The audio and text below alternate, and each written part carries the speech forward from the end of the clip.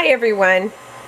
I'm going to show you some really quick, super quick techniques in how to make your masa. I've already started early this morning. Now normally in a professional setting you wouldn't have these wooden spatulas. I use them because it's personal, but when I do wash them, I go ahead and I remove this portion, the wooden portion, which actually is a bamboo, and the silicone spatula portion, and I soak them in and I sanitize them. I wash them in between and I soak them and I sanitize them. That's really important in your healthy safety, because it's so important to have some health precautions. And this masa is going to be used immediately because it will turn rancid, and you want to make sure that you make this masa, you use this masa right away. I have my husks that are already prepared, and they have been soaked, washed, strained. I'll probably re-soak them just to make them a little bit more flimsier, and then use immediately. So okay, and so I have some leftover picadillo sauce, and I do have the fats that I have taken away from the meats, and then I do have the rendered fat here, which has been used. The rendered fat comes from the fat, and we don't want to waste anything. And then of course I have some melted fat, but I think I have plenty of fat in here. We'll see. And then I do have a couple of flavorings, and then I have the baking soda and baking soda and the baking powder, which has already been added into my masa harina. There's several bags of masa harina. You could do it you can grind it from mice, from the mice, and soak it, or you can you can find these at your local stores, and you can find these, and there's a variety of different masas that you could purchase. So I use the one for the tortillas, so not from the tamales, because it's a little bit more greenier. And also you can buy them in bulk, buy the masa in bulk, which is, I showed you this, and sometimes I kind of mix it, or I could just use this masa, which is an organic masa. And I really try to stick with organic foods, but this flavor of masa is completely different because this one is treated, and a lot of what happens is the corn is been removed. The outside of the kernel of each corn maize has been removed, and thoroughly rinsed and thoroughly washed, and it might have traces of the lime, but it's dissolved into it's used to dissolve the outside portion of the corn itself, the maize. So okay, so, and then I have my it's still heating up. I mean, this has been simmering for about, I mean, really it's 30 minutes, but I like to simmer it for a little bit longer, so that makes sure that all the meat has those strands of meat have the delicious portions of the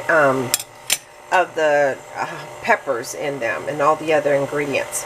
Okay, so what I'm going to do basically is I'm going to add my broth into the masa. Okay, this is a really easy technique. And so I do have little remnants, pieces of the meat in there, but because they're meat, that's okay. If you want to make a very basically, if you want to make your masa without any strands of meat, then you can do that. You could use, like I said, you could use the chicken. You could use the chicken broth, or you could use bone broth. You could use, there's so many different broths that you can use. You could use the chicken broth, you could use the bone broth, you could use, stock is even better. I have some turkey stock. You can make turkey tamales as well. You could use, let's see, If you're doing a vegetarian tamale, then I would definitely use, or a vegan tamale, I would definitely be using a vegetable. Make sure you know your source, and make sure, or you can make it yourself. You can make your own vegetable stock with that. So, okay. So, like I've shown you in these other videos, there they are, some other videos. You'll find that, see, it's not sticking, it's not coming apart on the side. That's what I'm kind of monitoring right here. My other videos, I show you, some of my clips, I do show you that I do have, I have some videos that will show you, you'll see me making them, and I made a few of them, so I'm sure you can find them. So I'm going to add a little bit of this picadillo juice, okay? And that's what's going to flavor up your masa, your picadillo juice. So everything I make, it incorporates flavor, plus I always make sure that your counter space is clean. And then I'm watching and I'm waiting to look to see if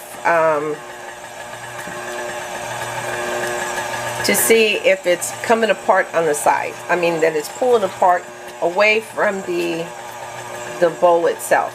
Of course, there are measurements in making your, once you become a master of making your masa, you'll find, and these are flavored packets. I want to show you. Oops. Flavored packets, you can just easily, you can find these in bulk, and or if you're going to use a vegetarian or a vegan masa, I would use any nutritional yeast, which is pretty much, you can find it anywhere. This is a nutritional yeast, but basically there's your there's your wonderful masa. I'm going to add some more fat. And like my grandmother used to say, oh my gosh, your tamales are going to come out so good because of the manteca. And a lot of people don't want to use fat. You can substitute this fat easily with, if I were to do a sweet tamale, I would definitely be using the coconut oil. But if there are certain allergens that you must be careful, I would just go ahead and use a soybean oil base. And if those are allergic to soybean nightshade plants, then I would I would get I would try to find some kind of like sunflower. I've used safflower oil, I've used sunflower oil, I've used corn oil. So I mean, there's so many different oils that you could use. Just know your clients, know what they like, and know what they can and cannot use.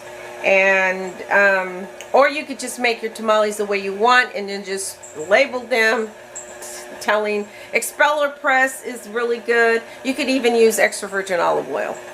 So as long as there's an oil, there's some kind of oil that's going to bring some moisture into that your base of your masa, because the secret's in the masa. So you have to make it flavorful, and you have to have some sort of fat in order for it. Otherwise, it's going to be a dry corn masa. Now, like I like making my own masa, and I've told you that for years now, that I like making my own masa because I know what's going into the masa itself.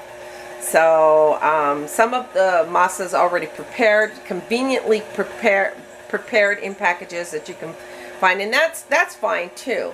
But know your source. Know what they're putting into your masa. I like using distilled waters in my waters, or at least boil the water for quite a bit. If you're going to use tap water, but I like using my reversal osmosis water, which I get purified at a local store vendor. So anyways, but see how that's pulling apart? Okay, and I showed you that before.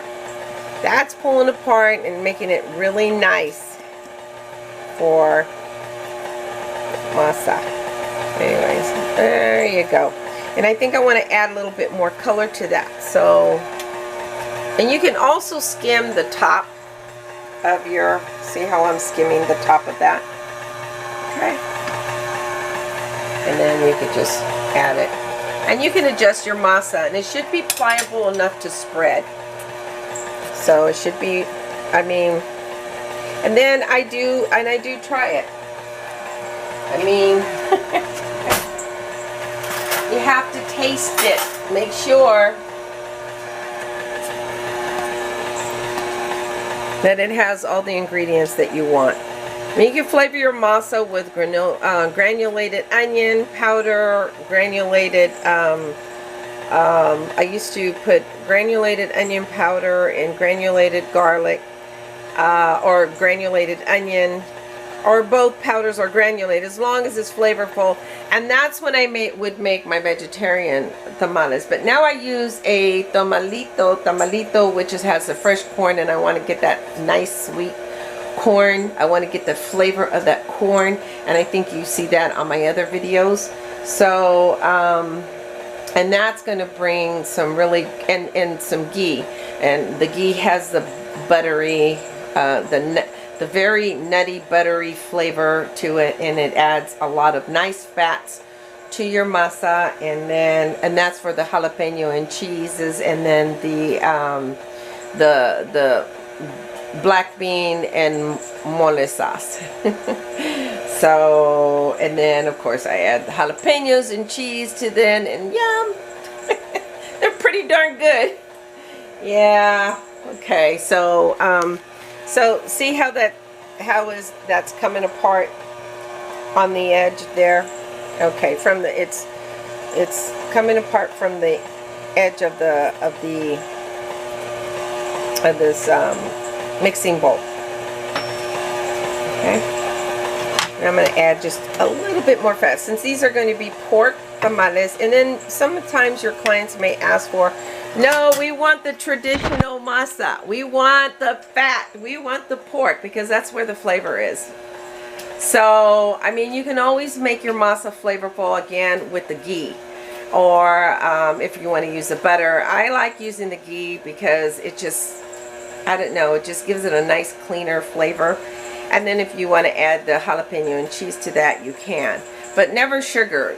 Always add your fresh corn to your tamalitos. And if you can't find fresh corn, if they're not in season, then I would try to get some corn where you know that the corn is going to be a little bit sweet. And I know it depends on the topography. We have a lot of nice sweet corn when we harvest it over here in California. And of course, corn was my grandparents' sustainable, and they were in a high elevation, like 6,000 square feet from the sea level. I know that's a lot of information, but topography is really important when you, and I learned that in my culinary classes.